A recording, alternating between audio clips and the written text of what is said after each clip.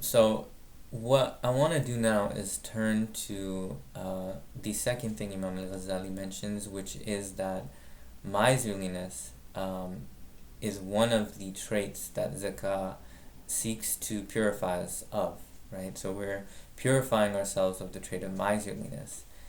And we can begin maybe just by reflecting on the reality of miserliness.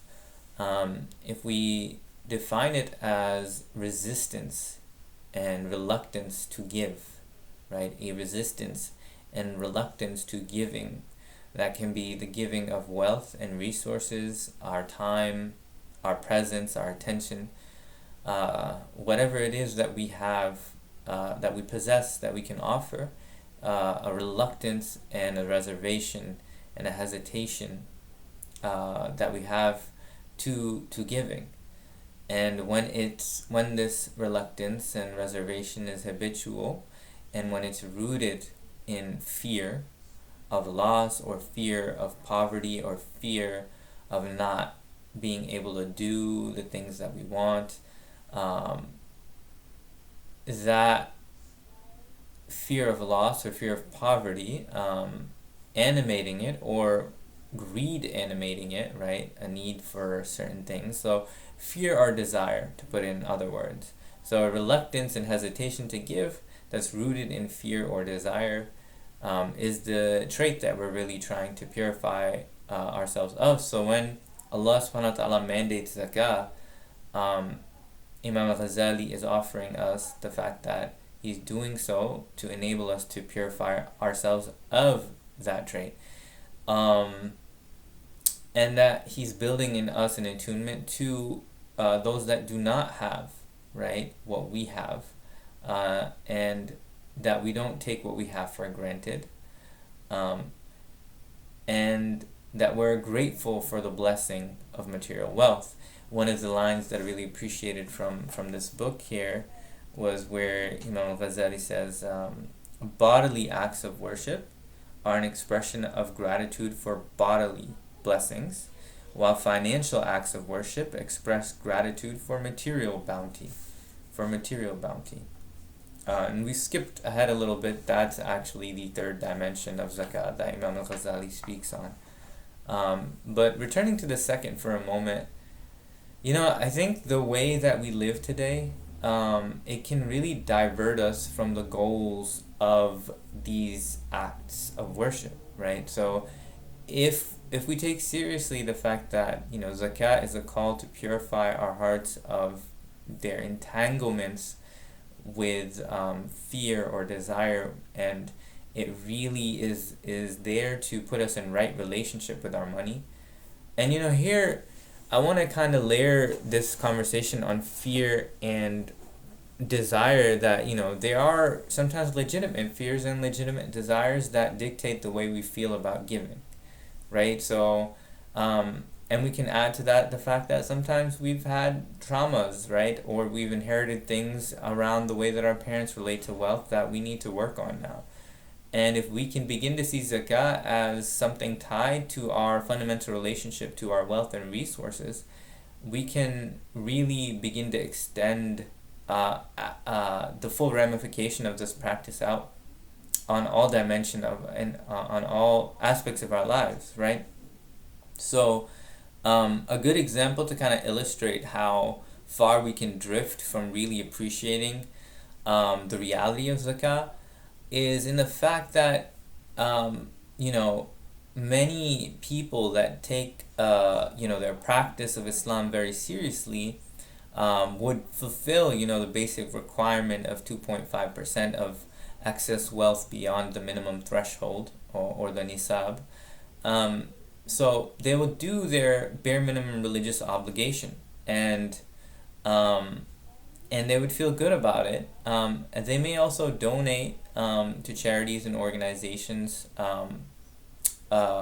beyond that.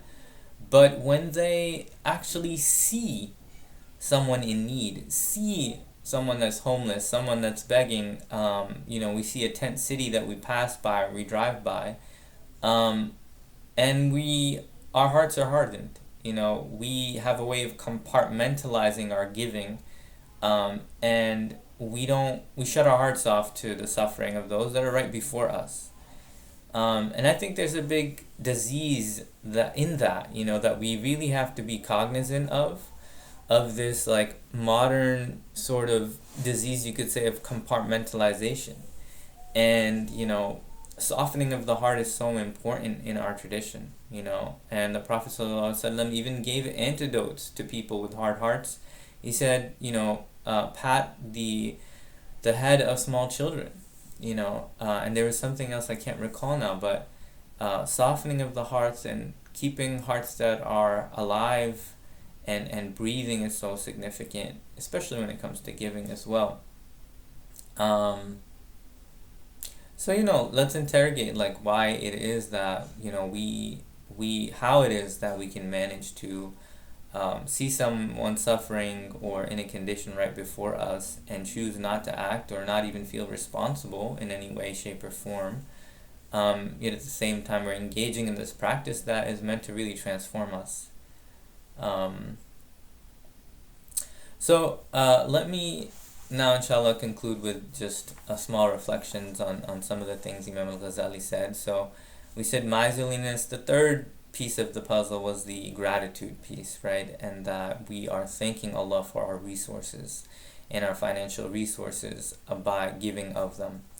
Now, the way that we give is so significant, right? The way that we give is so significant, and I want to sort of touch on this because I feel it's invaluable, right? It raised a lot of important things for me as I was reading through this. This is a really nice quote. It says, "Whenever the impulse to good arises from within, the opportunity must be grasped at once as heaven sent." So if you can see that urge to do something good or give, right, when it first arises and we immediately act on it, it's like we strengthen that light. It's like that light begins to shine brighter within us, and it's easier the next time.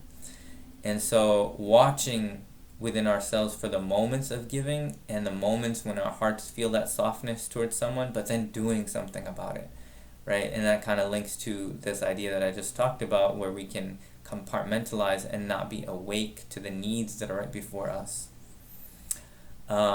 He also says that we should, one of the ways that he says we really need to think about how we do our giving, he says we should think about time, right? When are we giving? And so he says you can focus on the important months in our calendar, Muharram being a sacred month. He talks about Ramadan being a time to choose as a time for giving your zakah. And then he also talks about the first 10 days of Hajj, Dhul Hijjah, which are the best days of the year. They've been characterized with the Prophet ﷺ. But that you set that time and that you honor that time and that you're aware of it. You don't delay your zakah, you don't drag your feet in regards to it.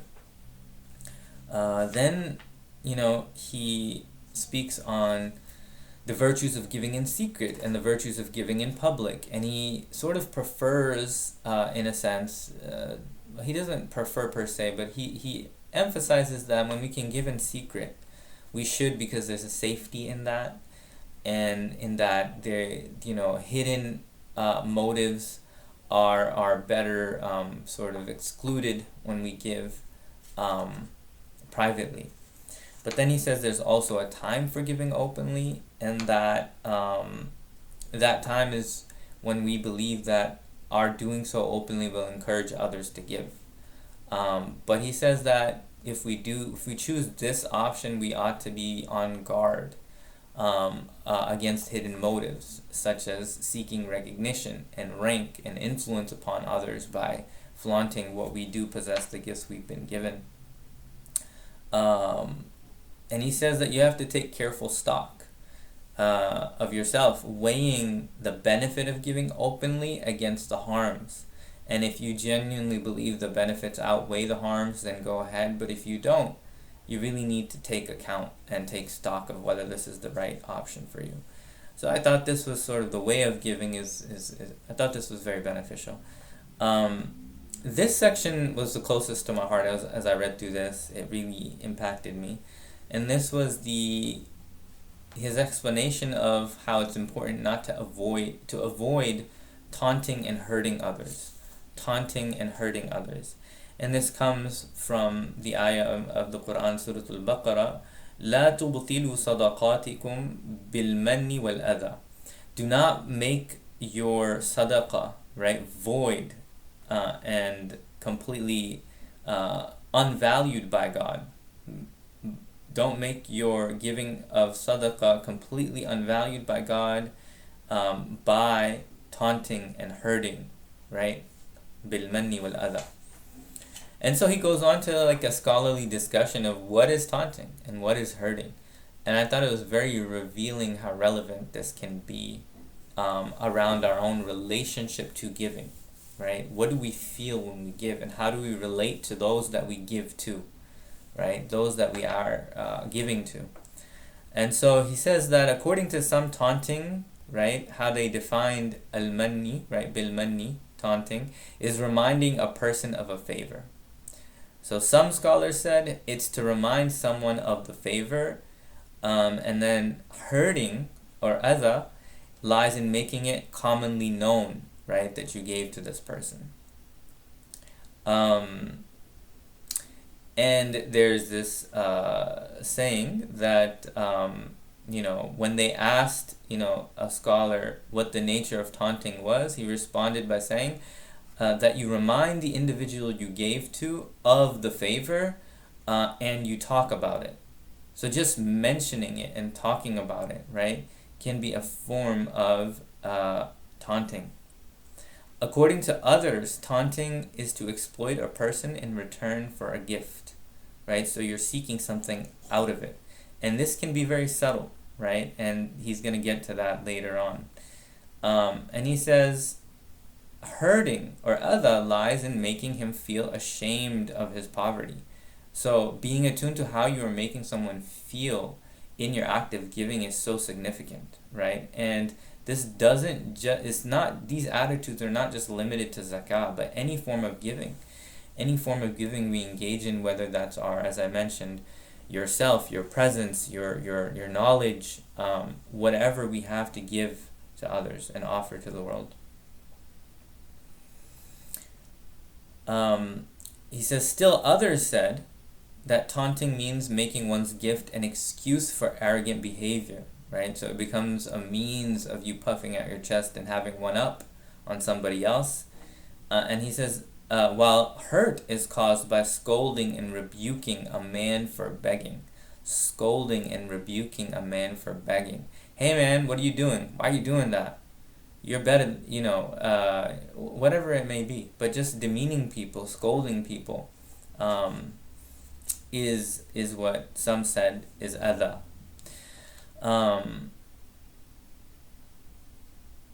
He says that